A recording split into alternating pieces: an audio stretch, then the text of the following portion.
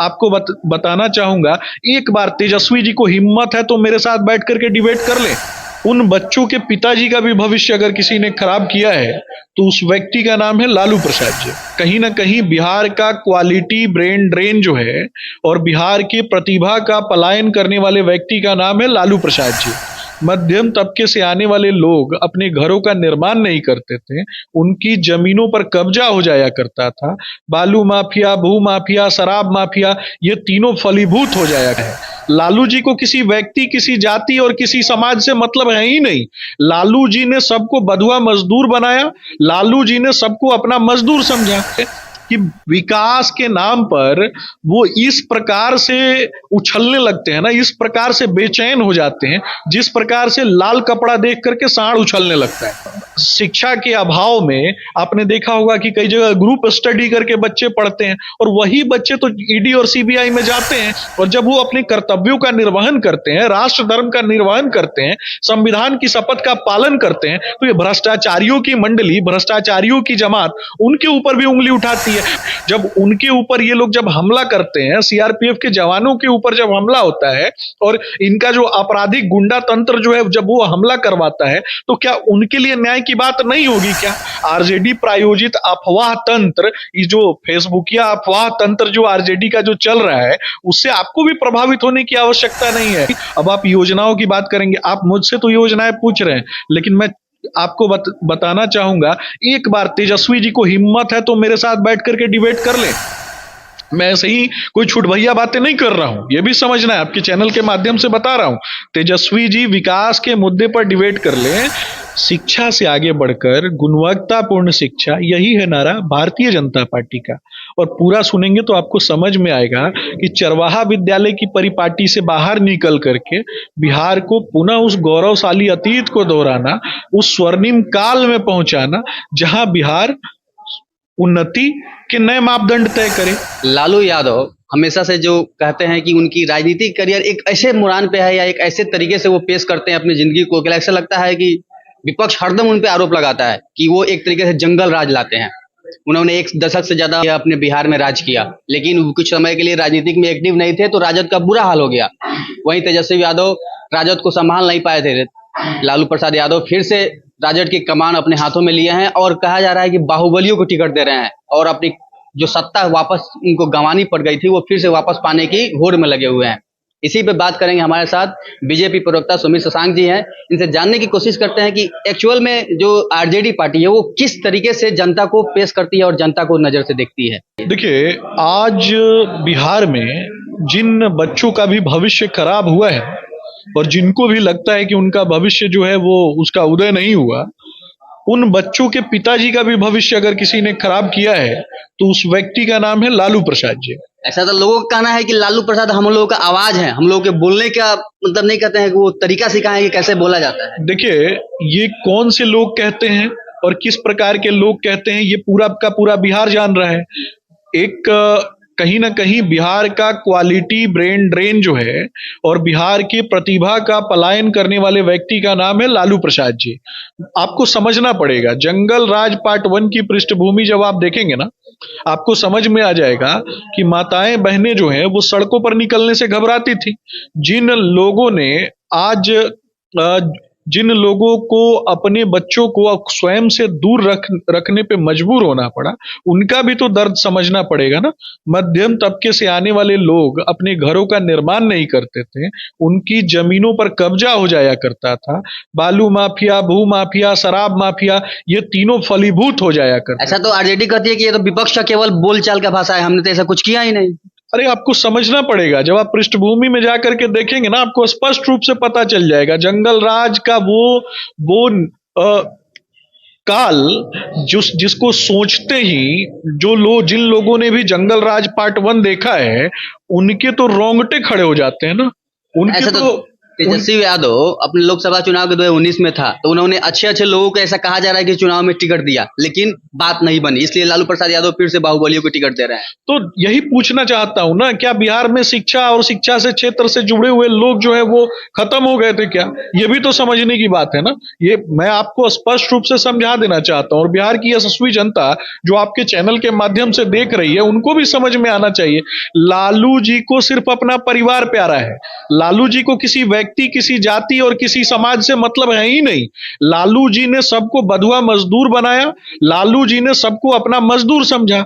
बिहार का quality brain drain कराने का काम अगर किसी ने किया है तो लालू प्रसाद जी ने किया है, ताकि उनके जो पुत्र हैं वो राज कर सके। यहां तक कि उन्होंने अपने बच्चों को भी शिक्षा से दूर रखा। और ये जान लीजिए कि विकास के नाम पर वो इस प्रकार से उछलने लगते हैं ना, इस प्रकार से बेचैन हो जाते हैं, जिस प्रकार से लाल कपड़ा देख करके सांड उछलने लगता है। आरजेडी का कहना है कि विपक्ष अपने पहले आंगन में देखे, उसके बाद मेरे ऊपर आरोप लगाए, क्योंकि वो तो बाहुबलियों को टिकट देके शरण दे रही है। देखिए, मैं तो आपको वही तो पूछ रहा हूं, क्या बाहुबली को टिकट देना भी अच्छी बात है क्या? वही तो ऐसा तो करिए कि बीजेपी ऐसा खुद कर रही है। अरे मैं तो उनसे पूछ रहा हूं, आप बताइए ना।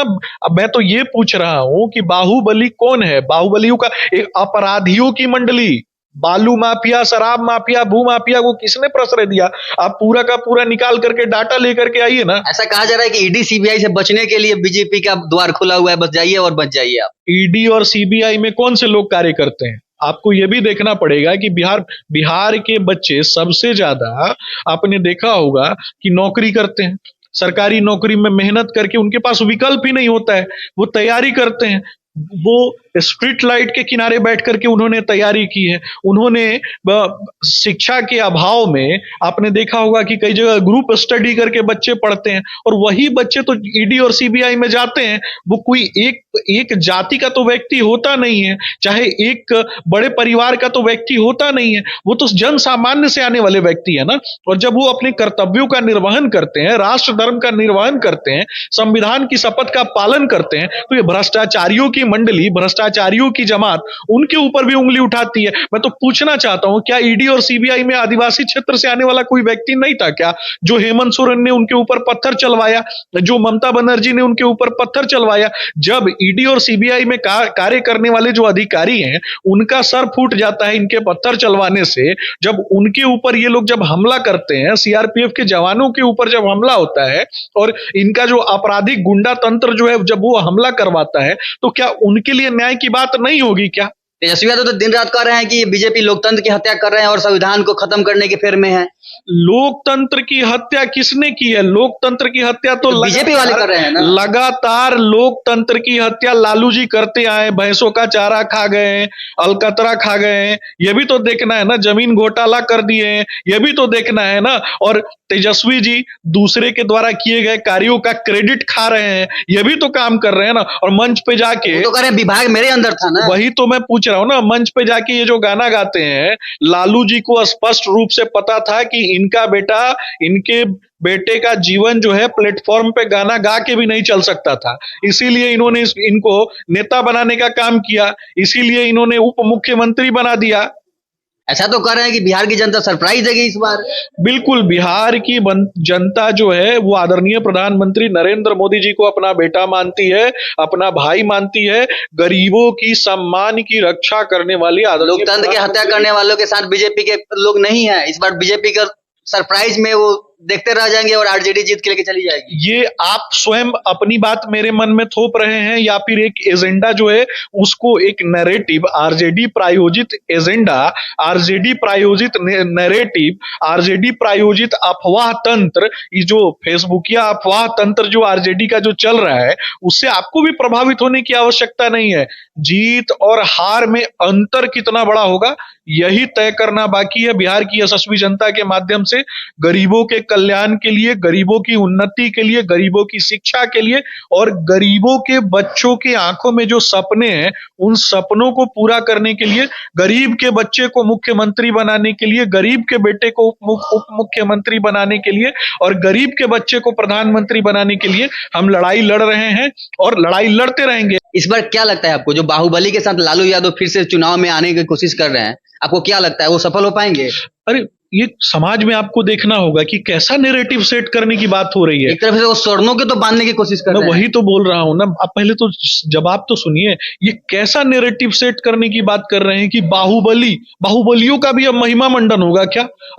अब समाज में जो जिन लोगों ने एक से बढ़कर एक आयाम स्थापित किए हो, वैसे लोगों का भी महिमा मंडन होगा क्या? वैसे लोगों का तो महिमा मंडन नहीं होना चाहिए ना। मेरा तो स्पष्ट रूप से मानना है कि ऐसे लोगों का महिमा मंडन करने के बजाय बिहार एक ऐसी भूमि है जिसने न जाने कितने आईएएस आईपीएस दिए हों, जिसने न जाने कितने वीर शिरोमणि दिए, न जाने कितने क्रांतिकारी नेता दिए, और बुद्ध और महावीर की धरती है बिहार। कभी बुद्ध की चर्चा किए हैं? कभी महावीर की चर्चा हुई है? कभी जनक नंदिनी माँ सीता की चर्चा हुई है? कभी नालंदा की चर्चा हुई है? कभी विक्रमशिला की अच्छा, चर्चा आपको हुई क्या है? लगता है इस बार तीसरे टर्म में बिहार के विकास के लिए मोदी जी ऐसा क्या करने वाले हैं? आप अगर बीजेपी प्रवक्ता से हम जानना चाहते हैं, आपके मन में क्या लग रहा है, बिहार में क्या कमी है? देखिए, प्राथमिक, द्वितीयक, तृतीयक, सबसे पहले इन चीजों को बांट करके देखा जाता है।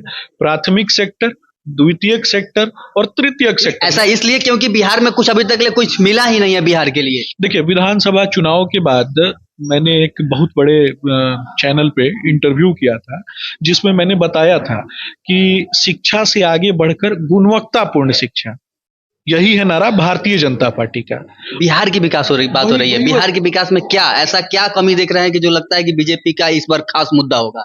वही बता रहा हूं मैं आपको, आप पूरी बात सुने। शिक्षा से आगे बढ़कर गुणवत्तापूर्ण शिक्षा, यही है नारा भारतीय जनता पार्टी का। और पूरा सुनेंगे तो आपको समझ में आएगा कि चरवाहा विद्यालय की परिपाटी से बाहर निकल करके बिहार को पुनः उस गौरवशाली अतीत को दोहराना, उस स्वर्णिम काल में पहुंचाना जहां बिहार उन्नति के नए मापदंड तय करे। इसके अलावा प्राथमिक, द्वितीयक, तृतीयक, इन तीनों सेक्टर्स की बात होती है। मैंने बार बार कहा था कि प्राथमिक सेक्टर से बाहर बिहार जो है, प्राथमिक सेक्टर से निकल करके सीधा तृतीयक सेक्टर में पहुंच गया था, अर्थात सेवा क्षेत्र। और सेवा क्षेत्र के सबसे निम्नतम पायदान यानी लेबर सप्लाई राज्य के रूप में किसने परिवर्तित कर दिया? लालू जी द्वारा जो ये तंत्र है ना, उसने उसको सीधा तृतीयक सेक्टर में ये कर दिया था। और भारतीय जनता पार्टी के नेतृत्व ने प्राथमिक से द्वितीयक में लघु एवं कुटीर उद्योगों की स्थापना के लिए लगातार कार्य किया गया। अच्छा, बिहार में तो कुछ नहीं हुआ। सैयद शहनवाज हुसैन जी, लोग आपने देखा होगा कि उद्योग मंत्री रहे, और जितने दिन उद्योग मंत्री रहे उस काल में किस प्रकार से द्वितीयक सेक्टर के लिए कार्य किया गया, इसके विषय में आपको जाकर के पता करना चाहिए। अब बात रही तृतीयक सेक्टर की, तो विभिन्न सेक्टर्स पे प्राथमिक, द्वितीयक, तृतीयक, ये तीनों सेक्टर्स के लिए हमारे पास प्लान रेडी है। भारतीय जनता पार्टी के पास प्लान रेडी है, और इसके लिए लगातार, चाहे वो सड़क हो, चाहे शिक्षा हो, चाहे स्वास्थ्य हो, इन सभी के लिए लगातार भारतीय जनता पार्टी कार्य करती रहेगी। अब आप योजनाओं की बात करेंगे, आप मुझसे तो योजनाएं पूछ रहे हैं, लेकिन मैं आपको बताना चाहूंगा, एक बार तेजस्वी जी को हिम्मत है तो मेरे साथ बैठ करके डिबेट कर ले। मैं ऐसे ही कोई छुटभैया बातें नहीं कर रहा हूं, यह भी समझना है, आपके चैनल के माध्यम से बता रहा हूं। तेजस्वी जी विकास के मुद्दे पर डिबेट कर लें। भारतीय जनता पार्टी किसान सूर्य शक्ति योजना लेकर के आती है, भारतीय जनता पार्टी लाडली लक्ष्मी योजना लेकर के आती है, भारतीय जनता पार्टी लाडली बहन योजना लेकर के बिहार में नहीं ना लाई। भारतीय जनता किसान सूर्य शक्ति योजना, किसानों के लिए तो बहुत सारी योजनाएं लेकर के आई गई, और बिहार के लिए भी मैं 100 से ज्यादा योजनाएं आपको गिना दूंगा। तेजस्वी जी जिस मंत्रालय में काम किए, उस मंत्रालय की 2 योजनाएं, उनके मंत्रालय की 2 योजनाओं पे मैं कभी भी उनके साथ डिबेट करने के लिए तैयार हूं। हिम्मत है तो डिबेट कर लें। तो चलिए, आप लोगों ने देखा और सुन रहा कि सुमित शशांक जी कह रहे हैं कि तेजस्वी यादव, अगर मैं उनको खुले चैलेंज देता हूं, अगर वो तैयार हैं तो किसी भी मुद्दा पे आके मुझसे डिबेट कर ले। उन्होंने कहा कि ये चारा घोटाले की सरकार और बाहुबलियों की सरकार इस बार नहीं बनने वाली है। इस बार जनता सजग है और जागरूक है, वो जानती है कि किसके साथ और किसके साथ रहना है और किसके साथ विकास हो सकता है हमारा। आपको क्या लगता है इस बार विकास के साथ आपको किसके साथ जाना चाहिए? आप देख रहे थे राजनीतिक दृष्टि, मैं हूं दिवाकर पुरी, बहुत बहुत धन्यवाद।